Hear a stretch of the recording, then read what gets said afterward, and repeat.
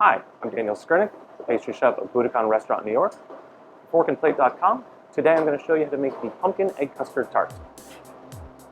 So to start making the batter, we're going to take roasted pumpkin puree, sugar, egg yolks, and whole eggs. And we're going to whisk those all together so we have a nice smooth paste. We're just trying to blend the ingredients. We don't want to aerate them too much. If we aerate too much, then our batter will be a little bit too foamy and we'll get a little bit puff action. We don't want that to happen. So once all these ingredients are nice and smoothly mixed, we're going to slowly start adding in our half and half. So after we have our batter made, we're going to strain it into our molds. Here at the restaurant, we use a rubber flexi mold, but you can probably use any oven-safe dish that you have. So we're just going to strain it into our individual molds. Again, they shouldn't really rise or move too much. And right here, we're just basically straining out any of the stringiness from the pumpkin puree or any of the little threads that we got from our eggs. Here at the restaurant, we use a variety of different pumpkins for our puree, but if you just want to use canned pumpkin, you can do that as well. Now, before we put it into the oven, we're going to add a water bath to our pan. The water bath will help protect them while they bake, so it'll be a little bit more delicate. Now I'm going to put these in an oven at 275 degrees for about half an hour. The center should be set with a little bit of jiggle to them. So after our egg custard tarts have come out of the oven, we here at the restaurant put the molds in the freezer. That way they set up very firm and we can pop them out of the mold. After they've been unmolded, we can defrost them, and then we place them on top of a ginger snap cookie that we make here in the house.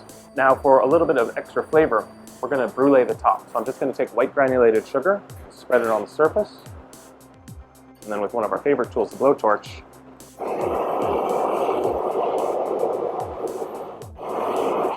added a nice caramel crust at the top of the tart.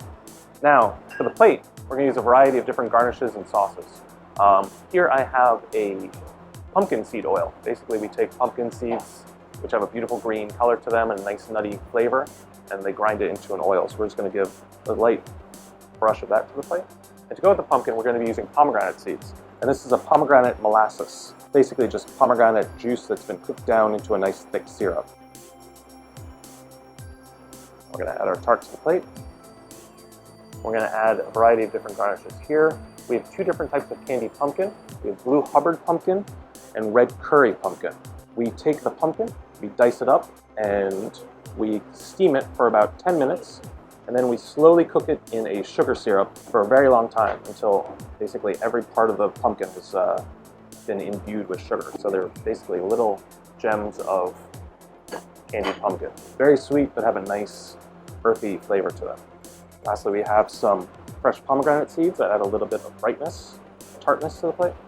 Some edible flowers. Here we're using borage flowers.